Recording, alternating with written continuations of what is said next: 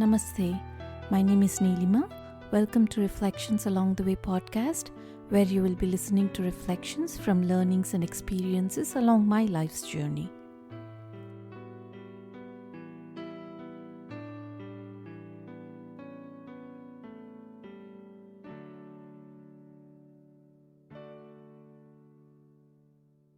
Today, I'm so excited, humbled, and grateful to connect with one of my first teachers who kind of propelled me into spirituality, I can say, or doing some inner work, basically. I met her during one of my most vulnerable moments in my life where I did not know how to proceed with living life, basically. I did not know which direction to go. I was confused about a lot of things, and I am so happy to connect with my first serious long-term teacher, basically, Apoorva Gupta Jalan. So happy to connect with you, Apoorva. Welcome to this conversation. Apoorva is a yoga therapist, coach, and a healer, and she lives in Gurgaon, India. Welcome, Apoorva. Thank you for being a part of this conversation. Could you please give us a brief introduction about yourself, Apoorva, before we jump into our conversation? Sure. Thank you, Neelima. And I'm so happy to be here. We are connecting after a while, but it's just feeling so good to have this conversation with you. And I remember all the days. I used to live in Hyderabad when we first met, and we both used to live there. It was a long time ago, but it's really amazing to see where we have come after so many years. So happy to be here. Thank you for inviting me. I'm honored to be here with you. A little bit about me, you wanted me to share. So I would say that all my work is in the space of yoga. And I would actually maybe say all my practice is in the space of yoga. And that is also my work. And when I say yoga, I don't mean what yoga is commonly known as today, which is a lot of physical postures, exercises, in some cases even known as a sport. Here I'm talking about yoga as what we call a darshana, like a mirror onto ourselves to understand our mind, which really leads us to understand our lives, understand ourselves, and discover ways in living life with less dukkham, as we call it. The word dukkham is really referring to constriction, to feeling pain. Dukkham has many layers of meaning. And so all my work is in that space of practicing yoga and offering this practice to other people as well, so that people can find better ways to live. And that's really what my passion is. I think it's only recently, Neelima, that I actually got in touch with this memory. Like when we are kids or when we're young teenagers, everyone says, what do you want to be when you grow up? So I used to say, I want to be a doctor. And no, I don't come from a medical family at all. I come from a business family. And academics and education is not a very serious thing in our families. So I used to say, I want to be a doctor. And then somebody would ask me why. And it would be so simple for me. It would be, I want to help people. That's all. And at that time, I never went on to become a doctor because actually the whole process of becoming a doctor was scary to me as well. But much later in my life, yoga into my life, and I started practicing it for myself. I experienced the healing in myself on its own. I started seeing that something was changing, and then it was very clear for me that I want to learn more and I want to share this with others. So I think this was way back in 2005, 2003, 2005 is when I started teaching. I used to live in the US. I quit my job because that didn't make sense to me anymore. And I moved back to India to study more. And really, I think this is the path I'm meant to be on, because along the way, life has just brought me the teachers I needed at every step. And that's where I am. That's so wonderful. I can relate to you now when you say that life brings you the teachers you need at any particular point when you set an intention to do work on yourself and grow. It's amazing how I got to be a part of the Sangha that you're part of. When I first joined that community, it was for the yoga therapy training. And I remember your teacher, Saras, basically saying that the training was mostly for teachers, right? People who were training to be teachers. And I was not sure whether I wanted to be a teacher. Yeah. And I told Saras that at that point, and she was so kind to let me be a part of it, even though I was not serious about it. That was life-changing for me. It was the first time I was introduced to the Indic thought process. And that was what was appealing for me. I know I came to that community because I was having a lot of problems with my body. I thought that was the problem. But along the way, I realized it's not the body that is the problem. It's the mind. There's so many emotions that needed to be worked on, that needed to be healed. And you were the instrument to kind of make me realize that in the process. And it is so important. Can you talk a little bit about that, Apoorva? I know a lot of people, when they say they want to go to a yoga class or something, most of them are concentrating on the body. Yeah. And people generally don't pay so much attention that there's supposed to be inner work that needs to be done more than working on the body level. It's important. It's important to work on the body level, but to get a more permanent healing or a more permanent cure, work has to be done on the mind, and more inner work needs to be done. Can you talk a little bit about that? Sure. So I think when I started realizing this, when in 2007, 2008, I started having some health issues. And I think that's where we resonated a lot with each other's stories, Nilima, because when you shared what was going on with you, I had been through that a few years before you. So when I started practicing yoga, I was also doing it largely for the body. My understanding of it was it's about asanas. Yet, even at that time, maybe I just had a connection or a very good teacher, it was in the US, where I started seeing changes in my mind through the practice. So that was actually like a very interesting observation, which led me to want to learn more. And then what happened was when a few years after I moved back in 2007, 2008, I started having a lot of pain in my body, unexplainable pain. And a lot of things started shifting. My mind started going into spaces of a lot of anxiety, depression. I started having insomnia. So a lot of systems in my whole body were breaking down. And my mind was also not in a good place. And during the search of wanting to get better, everything that I tried at the level of the body failed. I did physiotherapy, I did medication, I did MRI, I did ultrasounds. Short of taking psychiatric medication, which I really did not want to because I was scared at that time, I tried every single possible therapy that was available in Hyderabad at that time, and nothing shifted. In fact, it only got worse.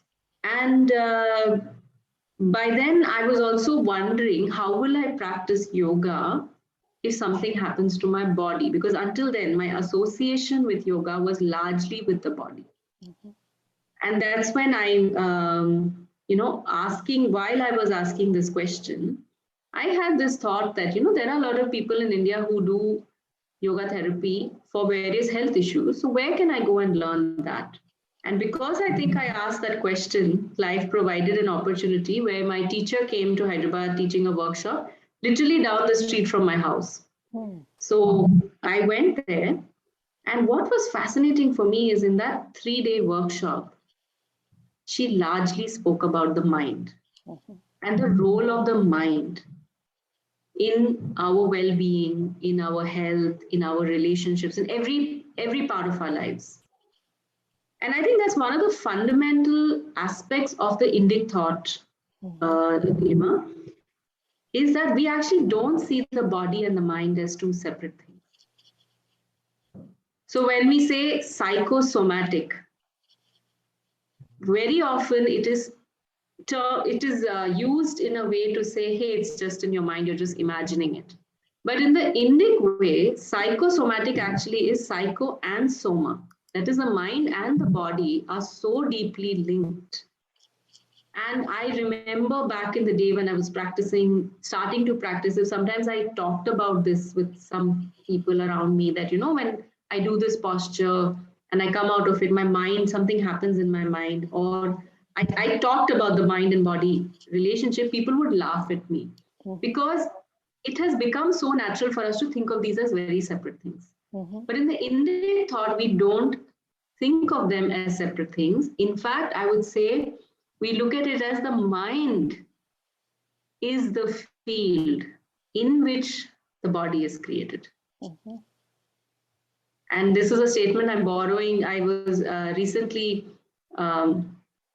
reviewing some work with yoga therapy trainees, and one of them had written this in one of her papers. And I thought that was such a perfectly beautiful statement that tells the whole story, that the mind is the field in which not only I would say the body, but even our life is created.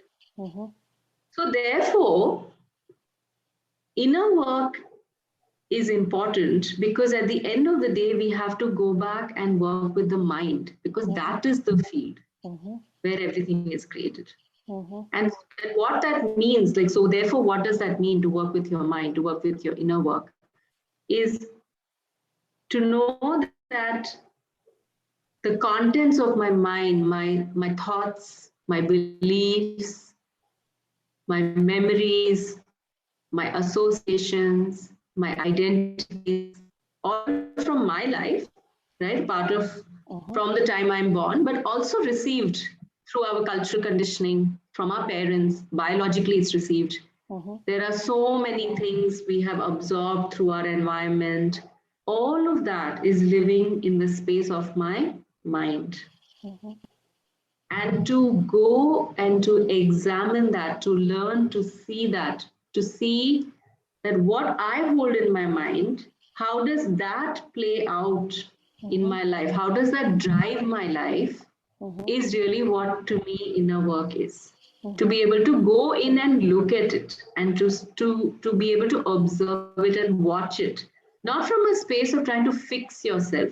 Because inner work, if I'm trying to do inner work from a very harsh, I need to fix myself kind of space, becomes a very violent process. But if I can do it from a space of wanting to curiously and compassionately explore myself, and discover who am I and what of me plays out into my life, into my world, which includes my body, right? It includes my relationships, it includes the experiences I have and how I experience the world. If I can bring in curiosity and compassion and a sense of gentleness to the whole process, then to me it's inner work, which allows me to unfold and free up my inner space so that I'm healthier, so that I feel like I have more choices in my life and I can actually create or live the life I wish to live.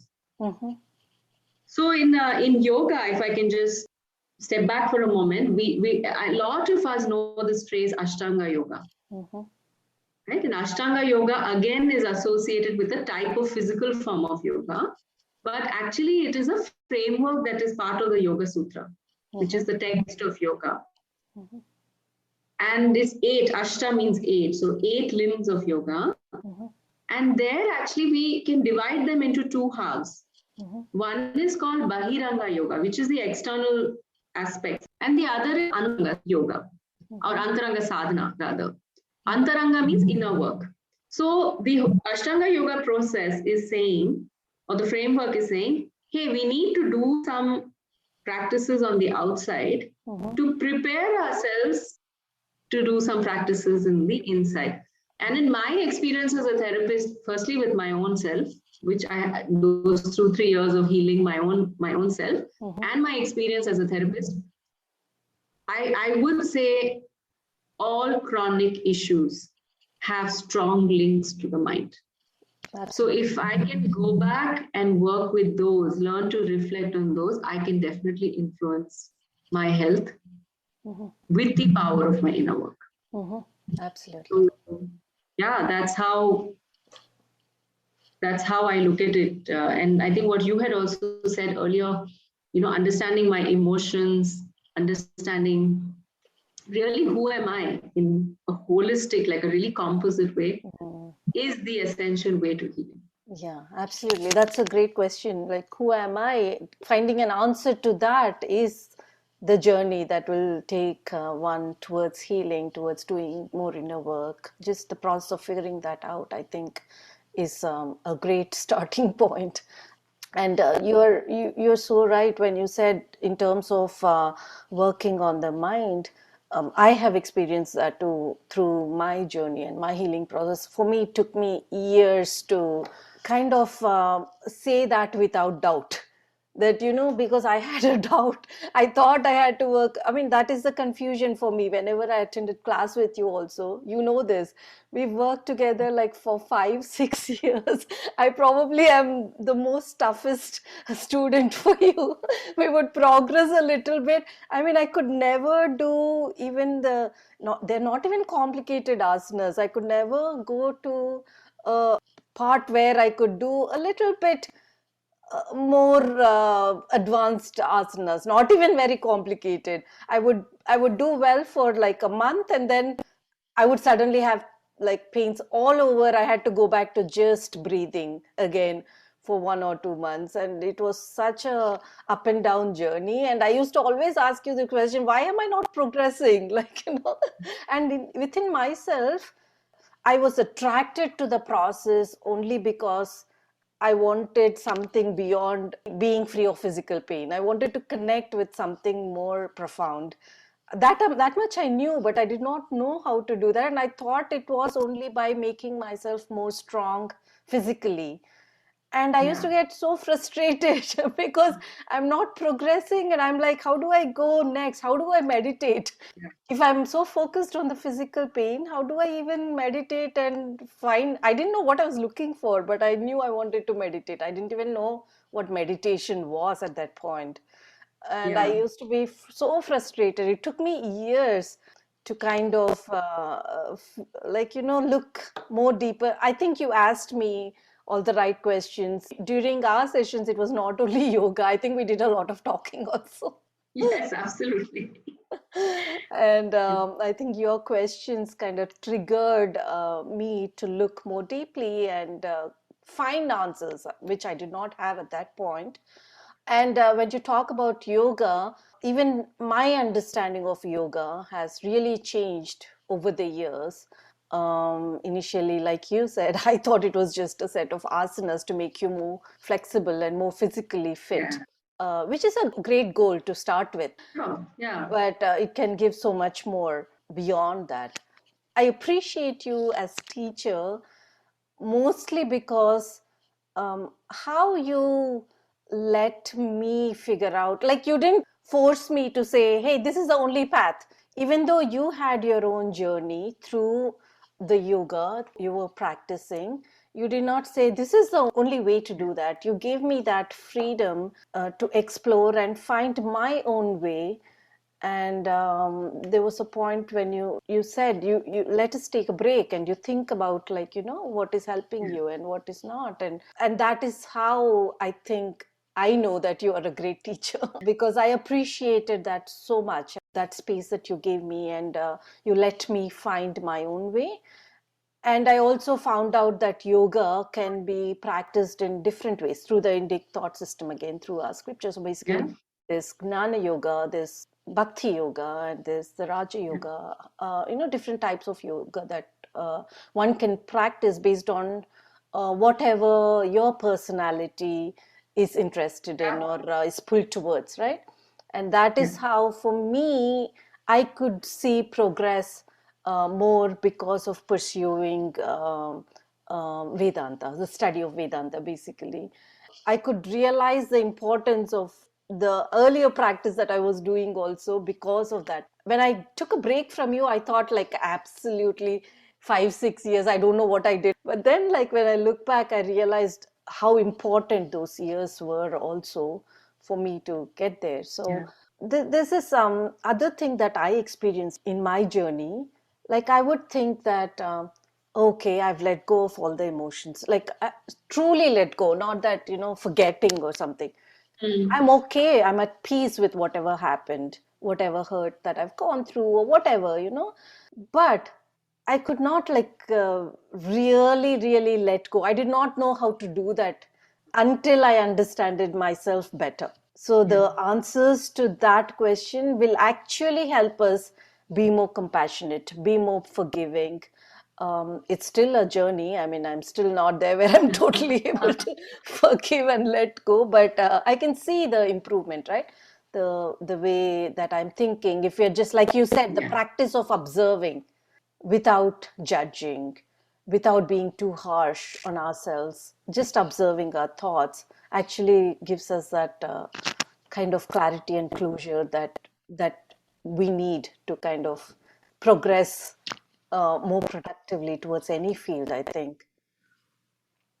Absolutely. I think I don't think this question ever gets fully answered. No, like you are saying, the question only leads us on a path. It leads us to a discovery of who I am. I also discover along the way who I'm not. I start discovering I became a certain way because of something. There was, like you're saying, there were certain hurts, there were certain experiences, and it's a very natural thing. We all inevitably go through it, no matter how wonderful our parents are, no matter how wonderful the world around us is. It's human to be hurt. It's human to have experiences that leave a certain impression or leave a certain mark. Similarly, there's also wonderful experiences that shape us into who we are.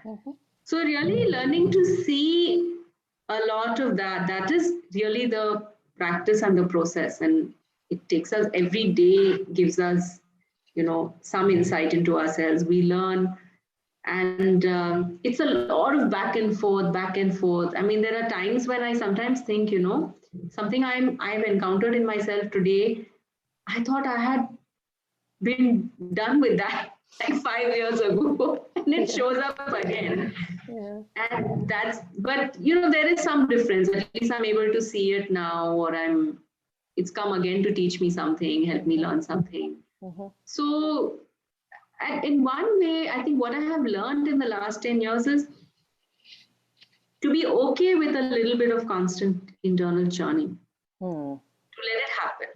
Because inner work doesn't happen very peacefully. It's not like a very easy, comfortable journey. We have to be willing to be a little uncomfortable.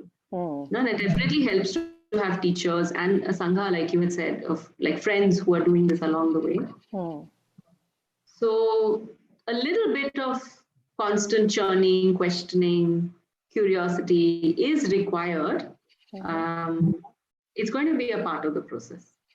So that will take us into spaces. It will take us into spaces maybe we haven't encountered, we haven't asked. It will show us some wonderful things about ourselves, but also some very unpleasant things. And to be able to see, you develop the courage to see those. I can't say that I had it always. To see those uncomfortable parts of me and own up to them, saying, yeah, I'm like that too. So when I ask, who am I see that too, that, hey, I'm jealous too, I'm angry too, I'm competitive, and I don't see any of these as bad things. They're just different sides of us. And how I see them and how I tap into that space then is the next step, for all of us. Yeah. For me, the point that you brought up about how the journey possibly does not answer who am I, but it kind of takes you on a path to kind of make you realize who you're not.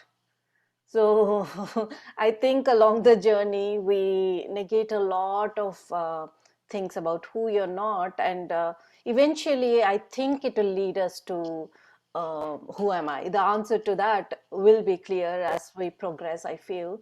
Basically, how we react with the outer world is based on how we identify with ourselves, right? The world that we create around us is mostly based on how we identify with ourselves as a person, both in terms of relationships or in terms of how we see our relationships in the mind, the emotions. That's why it's really, really important to know our true identity.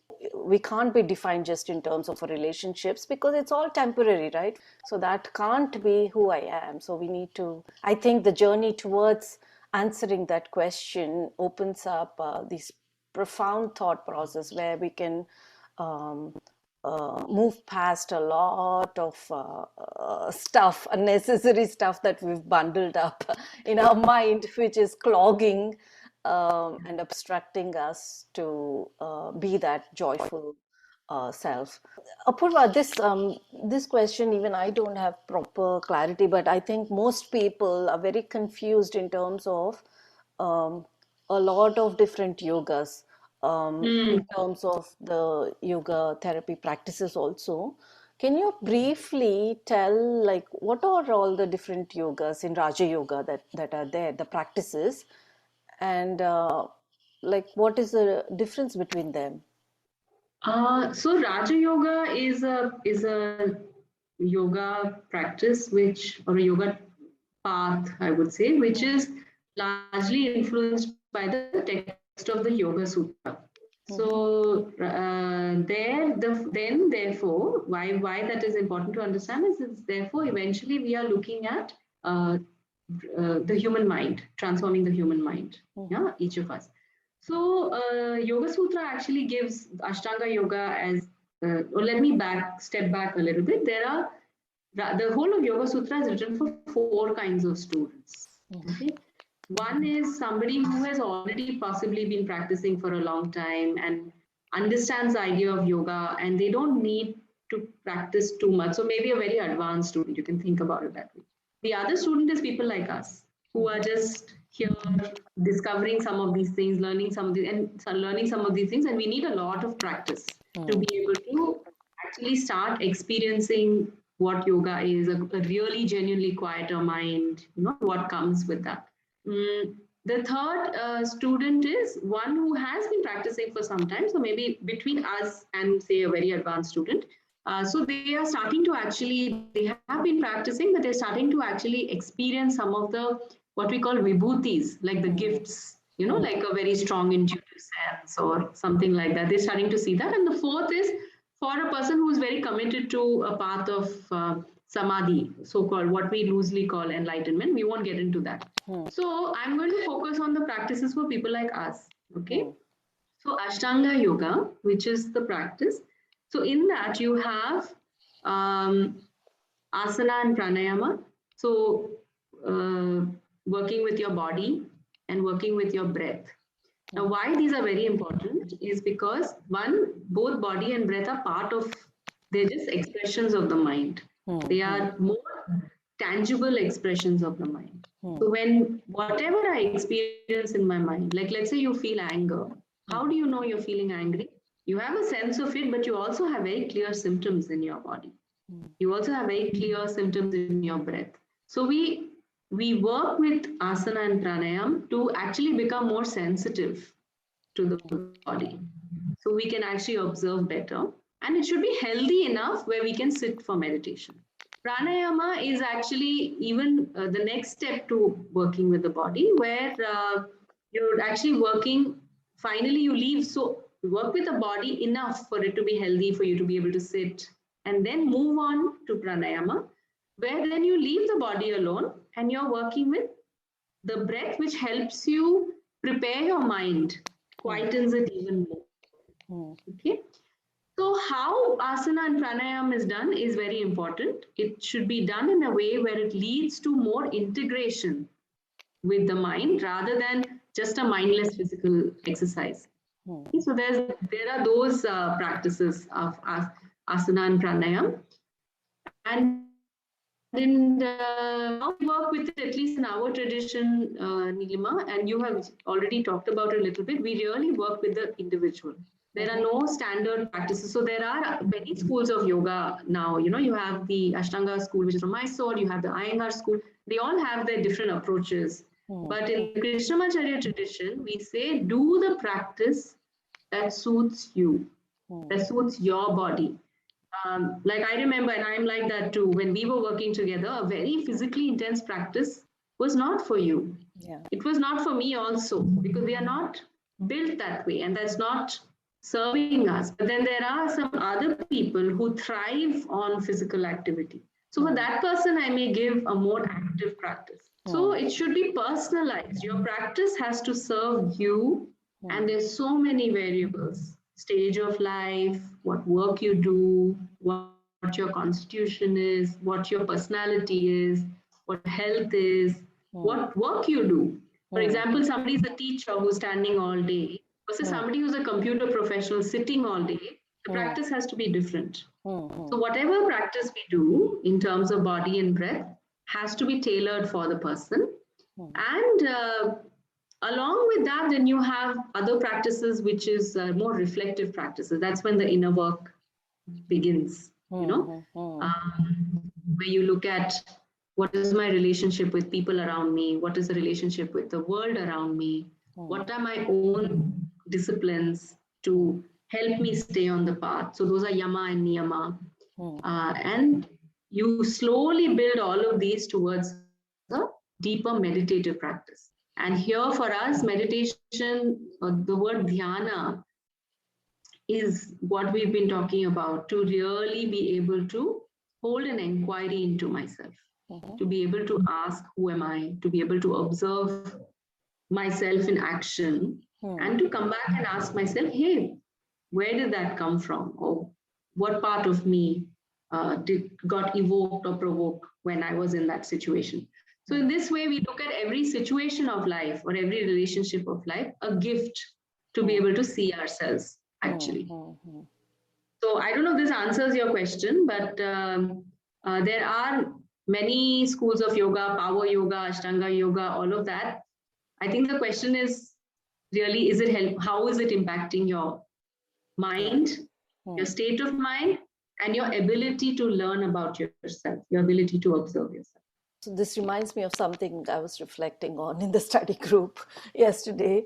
Like the teacher could teach you whatever, but the student has to be ready also in a way, right? Absolutely. So the teacher could be giving you the most profound knowledge, but if the student doesn't have certain qualities or is not willing to work on certain qualities, the progress that we or just not ready, it's not their time, or it's not the way, it's like that's not the path for that student. Yeah, absolutely. Yeah, that is very true. That's probably not the path. And to take your discussion, like in terms of Vedanta, Raja Yoga is one path that people can pursue. Yeah.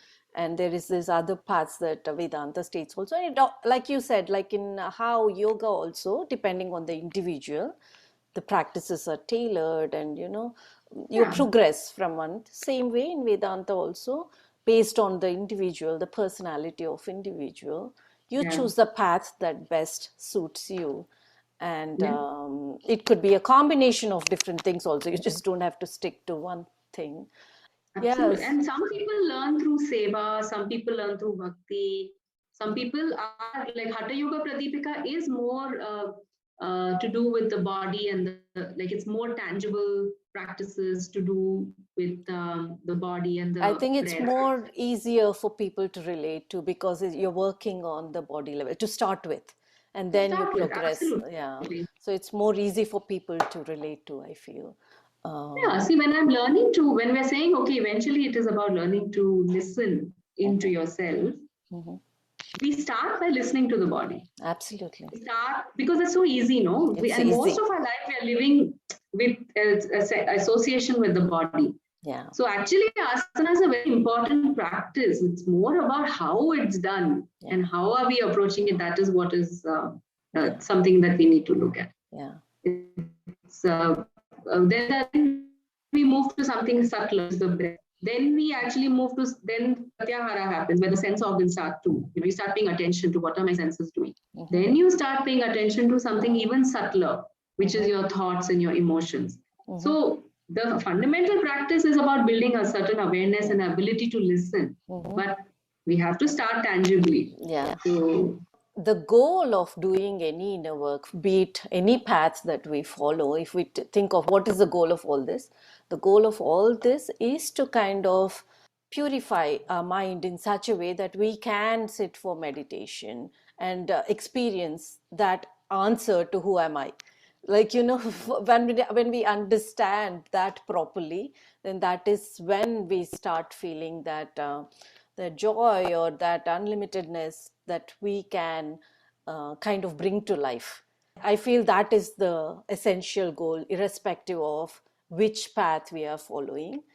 I'm going to add to that what you said, Nilima. How I feel is when we, yes, when we are talking about purification, absolutely, I agree with you. And the purification is about, cleaning out the residues, getting to know ourselves, clearing the channels within us in so many ways. We can talk about purification in so many ways.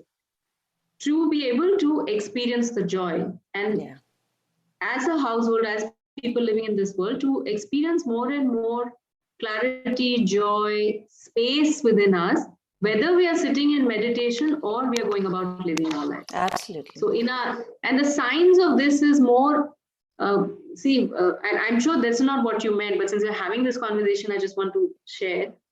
See, I used to think like this too, okay? Like, I will come do my practice, okay, asana, pranayama, asana, meditation, everything will feel very beautiful and blissful. And at the end, I'm feeling very quiet. The moment I leave the door and I engage with the world, whether it's a relationship or it's a work task or it's something in the kitchen, it could be something so small, right? How I approach it is so radically different to what was happening while I was doing my practice. Yeah. Right? That starkness. Now, to me, that is not the path of yoga. Absolutely. If I take this and I take it with me and I pay attention to now, how am I engaging with the world? And the signs and symptoms are my relationships becoming more peaceful? Are they becoming more joyful? When I'm doing things, is the quality of my approach, the way I'm seeing, the way I'm listening, the way I'm dealing with challenges coming my way, are things changing? Yeah. When I start seeing that, then I know the inner work is working. The inner work for me is to go within to emerge outside. Yeah. Yeah, absolutely. When I meant being joyful is not only with the practice that we are doing. In terms of Raja Yoga, it's not just about like half an hour practice. It's the way of life, basically. We bring this practice that we have experienced in that half an hour to the way we live our life, to the way we relate to the outer world, basically. Absolutely. And without practice, that is impossible. Without sadhana, that is not going to happen. So whatever sadhana one chooses to do, I think it's very important that we have to stick to that, right? And you told me several times about the importance of sadhana, and I've realized also in whatever yoga that I am practicing, it's really, really important to have your practice and do it consistently. And sometimes it takes time, it takes a long time. It does take time to unfold, and that is one of the things I've also learned, Apoorva. I don't know if you remember my impatience. I wanted to know everything.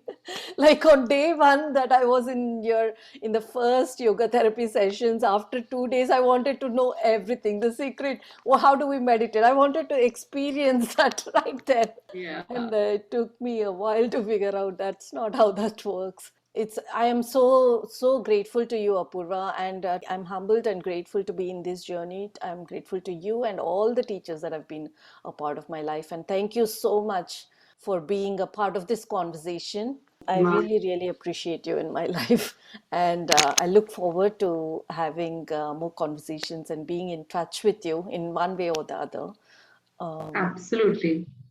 I'm really, thank you for, I don't know, we said we'll talk for a bit and I don't know where the time has gone. So it's been a wonderful conversation. And I look forward and I want to learn more from you. What have you been working on? And I want to learn from you and happy to share more of what I have been learning. I think it's going to be a lot of fun. Definitely, Apoorva. There's a lot to learn from each other, and it'll be my pleasure to continue having these conversations with you. Thanks again for being a part of this conversation. And to the listeners, I'm really sorry that there is some disturbance here and there because of the remote recording that we are doing through Zoom. If you want to get in touch with Apoorva and try out yoga therapy sessions with her or her team, I'm going to provide her email address in the description of this podcast. So please feel free to email her, or you can even get in touch with me and I'll put you in touch with her. Whatever works for you. Thank you for listening to today's reflections. If you'd like to connect with me, please visit bluishmuse.com. Until next time, namaste.